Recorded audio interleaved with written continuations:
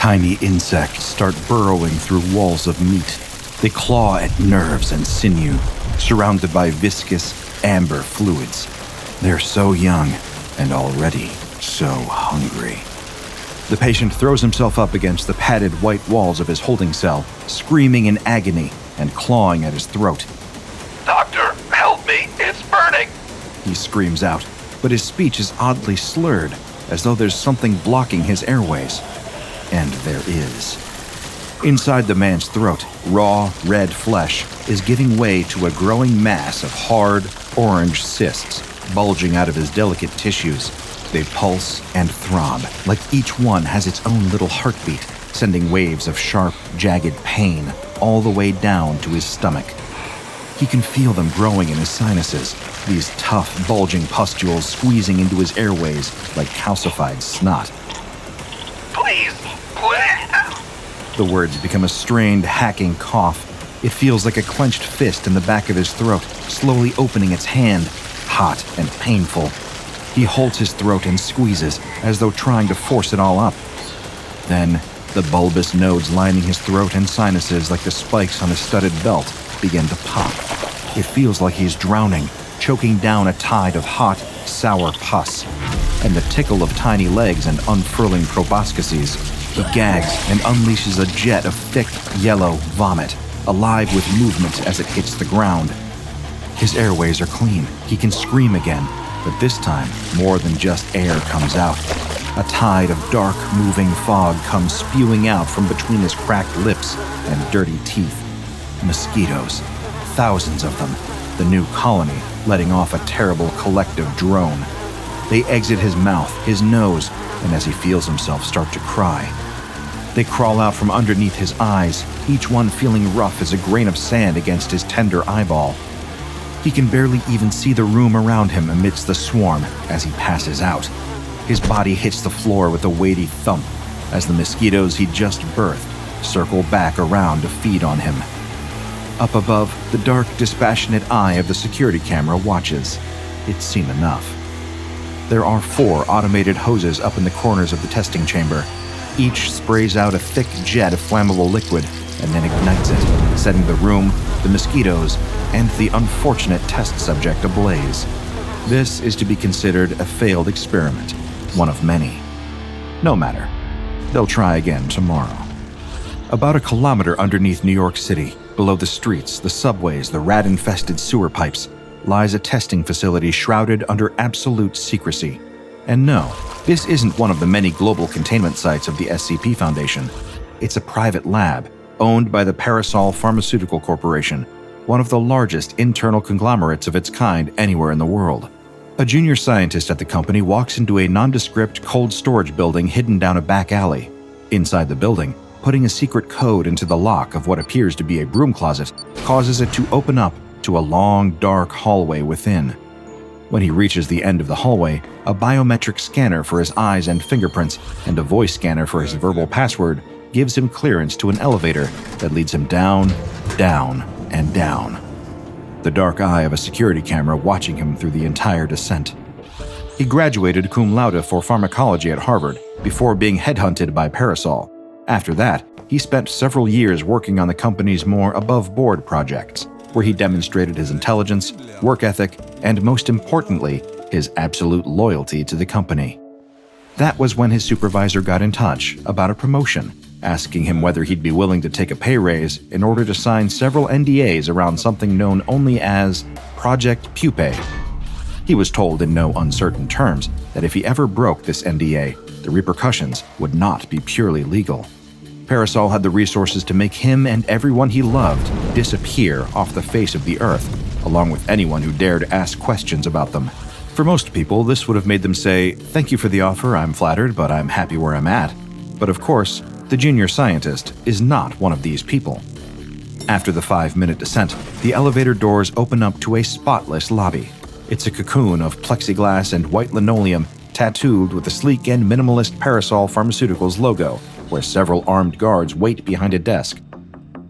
He's grilled about his credentials before stepping into a decontamination booth. Anyone going in is sprayed with disinfectant, and anyone going out is sprayed with non-toxic insecticides. before being allowed through. His keycard is scanned one more time on the other side, and then, and only then, is the junior scientist allowed ingress into the facility proper. The place is an ant's nest of sprawling hallways, testing chambers, labs, databanks, and administrative offices, but ants aren't the insect of focus here. No, this whole facility and Project Pupé was built to house and test mosquitoes. The scientist reaches his appointed work area. After all, there are some parts of the facility where even he isn't cleared to go, and swipes his keycard. On the inside, his supervisor is already waiting for him, standing in front of a bank of computer screens. Several technicians are seated at a large computer terminal, typing and watching. The junior scientist gives a smile and a polite nod, and files into position. His supervisor is a tall and serious man with bleach blonde hair combed back. He had a habit of wearing sunglasses indoors due to his tendency to drink on work nights. Despite this, he's one of Parasol's most devoted and reliable middle managers. The scientist sees carnage on every screen. Each one is a live feed from a secure testing chamber where volunteers from New York City's unhoused population are undergoing hideous transformations. They give silent screams, clutching and clawing at their windpipes. Others grab at their eyes or desperately try shoving fingers up their noses to dislodge the growing blockage they can feel swelling inside of their sinuses. Some writhe on the ground as clouds of mosquitoes come pouring out of them. It reminds the junior scientist of footage he'd seen from 1950s insane asylums in his college years. Seeing all this pain and suffering makes him uncomfortable. The supervisor, on the other hand, looks from screen to screen without a flicker of emotion, like the dead-eyed face of some bored teenager scrolling through TikTok on their phone. C3 seems to be spent, the supervisor says, referring to a test subject who had collapsed on one of the screens, his tone flat and uninterested. You can torch him and begin cleanup. It would be a shame to waste the room when we still have so many tests to conduct. One of the technicians at the computer terminal nods and inputs some cryptic series of commands. In testing chamber C3, 4 jets of accelerant and a moment of ignition bathes the test subject and his insect brood in flames. This is the eventual fate of all the subjects here, but that isn't included in the promise of, quote, 3 hots and a cot, offered to the unfortunates that Parasol recruiters spirit away off the streets. All sacrifices are necessary in the scope of scientific advancement. They're dying too quickly as a result of the breeding process, the supervisor says, the comment seeming to be pointed at the junior scientist. Lethality was part of the mandate, sir, Junior says. The supervisor gives a subtle sneer at that. I never said that death was the problem, just the speed of death, he says. Do you find you often struggle with specifics? Junior knows better than to reply to that. The last junior scientist who talked out of turn had ended up on one of those screens, donating his body to medical science, as it were. Junior knows his place. That's always been a virtue of his while working at Parasol. We'll work on fixing that, he says. The supervisor nods. Someone will, I'm sure. Junior retires to his lab after that. Here, outside the bounds of law and ethics, he could stand at the bleeding edge of gene editing science, something that Parasol had been spending hundreds of millions of dollars every year to advance. But the bloodsuckers in accounting had crunched the numbers and found that pouring money into these other bloodsuckers would be a more than worthy investment in the long run. It's quite simple, really. Annual expenditure for malaria control and elimination is over $4 billion, with 80% of that taking place in West Africa, where the primary vector for ruinous disease is, of course, the humble mosquito, and Parasol very much liked the idea of 100% of that over $4 billion being counted among their profits. That raised a question, though. How do you corner the market on malaria? Simple. You make sure the dominant strain of that malaria and the creatures spreading it are completely under your control. So began the establishment of the New York City subterranean facility and the mass hiring of crack genetic scientists and virologists from all over the world. They would engineer their own subspecies of mosquitoes, capable of breeding significantly faster than their competitors. All going to plan, the Parasol mosquitoes would soon supplant all others, with custom-built genetic code designed to only be counteracted by proprietary Parasol treatments, controlling both the demand and the supply. With help from a little angel investment money from the fine folks at the equity department of Marshall, Carter & Dark Limited, everything would be possible.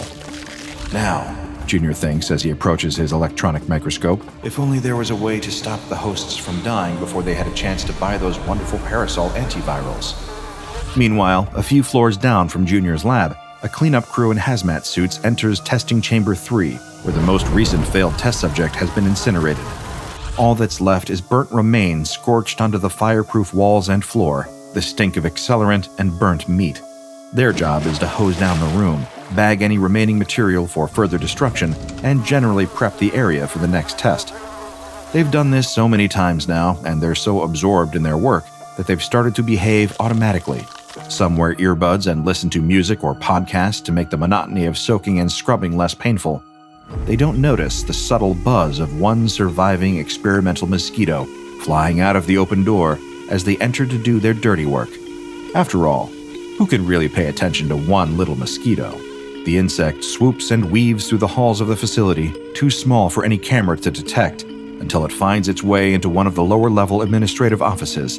It senses the heat of one of the tens of desk jockeys lined up in the uniform cubicle farm and lands on her neck.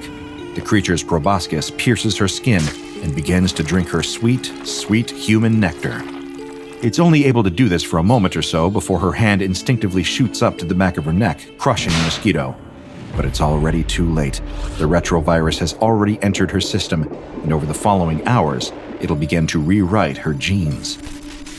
The cruel irony for Parasol is that they're about to become victims of their own operational security. This low-level office drone has no idea what's really being worked on down here in the lab. She doesn't know that the mosquito that just bit her holds the key to the death of everyone in here. And if they can't get this under control, potentially the entire human race. The hours pass, and unbeknownst to this poor woman, her body is being irreparably altered. She feels a rawness in her sinuses, an itch in her throat as she enters data. Could it be a cold coming on? Probably nothing to worry about, right? All these thoughts pass through her head as she tries to ignore her growing discomfort. And when that discomfort turns to outright pain, she retires to the bathroom to take a closer look.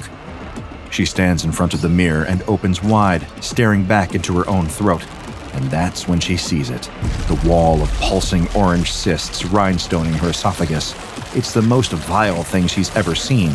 And then, the pain starts.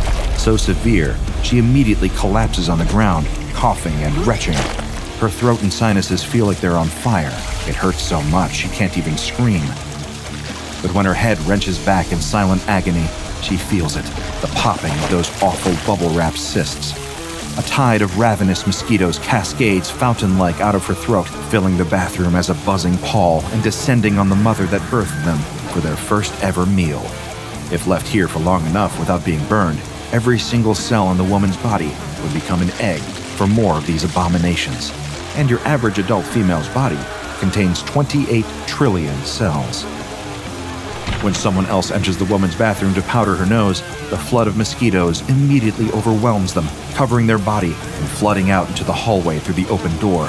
They waft out in every direction, heading towards any source of heat and CO2 that they can find, and with every person they bite, soon enough, there will be more of them.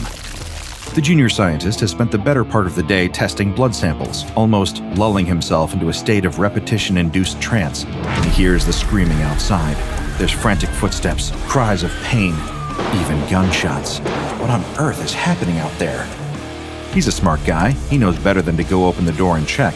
But moments later, the door opens anyway.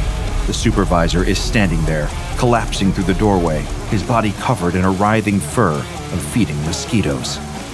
Junior has only about enough time to scream before the wave of mosquitoes fills his open mouth and crawls down into the warm, wet depths of his throat. An old West African proverb goes, if you believe you're too small to make a difference, then you've never spent a night in a closed room with a mosquito. It is, in fact, fair to say that the humble mosquito has an outsized influence on human history.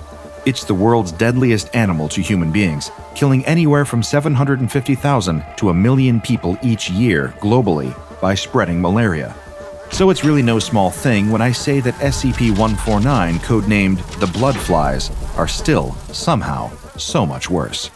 At a glance, the SCP-149 samples don't actually look any different to non-anomalous mosquitoes. The anomalous quality only becomes evident after a person has been bitten by one of these tiny terrors. Much like how being bitten by a regular mosquito carries the inherent risk of being infected by diseases like malaria, dengue, and the West Nile virus, the SCP-149 mosquitoes are infected with a retrovirus that the Foundation simply calls SCP-149-A. This virus is lethal and highly infectious, with infection being achieved in upwards of 50% of exposures. But far more frightening than the infectiousness of the virus is the particularity of its effects. The retrovirus is capable of rewriting human DNA upon infection, transforming human cells, gradually, into mosquito eggs, capable of rapid growth and breeding. It's a form of extremely potent parasitism that allows the insects to exponentially grow their populations in a brief period of time at the expense of human lives. The first cells to change are the ones in the throat and sinuses. They will painfully alter into what appear to be cysts, an outer casing designed to protect the eggs within, before beginning to hatch. At this point, a large number of fully grown mosquitoes will exit from the mouth, nose, and occasionally even out of the eye sockets around the eyes via the sphenoid sinuses. It often only takes a single mosquito bite to be infected, and short of a dose of SCP-500, the symptoms are permanent and incurable. SCP-149 is responsible for one of the more catastrophic containment breaches ever recorded at a Foundation site. Just one of the anomalous mosquitoes broke containment and was easily disregarded as one of its non-anomalous counterparts. It was able to break into one of the D-Class barracks, where it infected several people, which went unnoticed for hours until the darkest symptoms began to manifest. Soon, the brood hatched within the unfortunate D-Class hosts, and the entire area became flooded with thousands upon thousands of anomalous mosquitoes. Over the course of the breach, they infected over 100 members of Foundation personnel, leading to their deaths and a further perpetuation of the breach. The only reason why there wasn't a breach that infected the entire site was that one researcher was able to seal off levels 12 through 15 of the facility, effectively dooming everyone still trapped inside, but saving the rest of the site and the area beyond it. After all, if ever even one of those mosquitoes breached containment, it's entirely possible that getting them back under lock and key would become effectively impossible without pretty much nuking the entire affected zone. That's why the O5 Council, the ruling body of the Foundation, instituted Protocol 42-Charlie. In the event of a containment breach, anyone believed to have been infected by SCP-149-A are to be immediately euthanized and their body completely destroyed. It seems harsh, but sadly, no chances can be taken here. Bear in mind, mosquitoes don't just seek out human prey. Our best understanding of mosquito hunting mechanisms is that they detect the scent of exhaled carbon dioxide from quite some distance before detecting the body heat of their prey as they move in closer. Fun fact, it's actually only the female mosquitoes that drink blood. The males favor plant nectar instead. However, if these SCP-149 mosquitoes began consuming prey across the animal kingdom, the retrovirus would spread out even further. Given that there are already 3,500 species of mosquitoes in the wild, inhabiting every continent except Antarctica, this is one genie that even the SCP Foundation would have no hope of putting back in the bottle. Because of the potential hazards to containment, SCP-149 has been given the KETER Containment Class. All samples found are to be kept in a plexiglass box under multiple levels of security, with a nutrient mist added every 2 hours. The site will go into full alert if ever one of these little suckers escapes, with Protocol 42-Charlie to be used indiscriminately to avoid a worst-case scenario. It's better to be ruthless but safe than to gamble with the lives of everyone on planet Earth. And I extend that same message of caution to you, dear viewer. After all, if you find yourself laying in bed on a hot night, the window open, and you hear that faint whizzing sound carrying through the air, the beat of tiny wings entering your bedroom, you don't have any way of knowing whether that's a normal mosquito invading your most personal, vulnerable space or, well, something else. But I can tell you this much, you'll definitely know by morning. Check out the DrBob Patreon and become a junior researcher today. Now go and watch another entry from the files of DrBob, like SCP-2450, Teeth.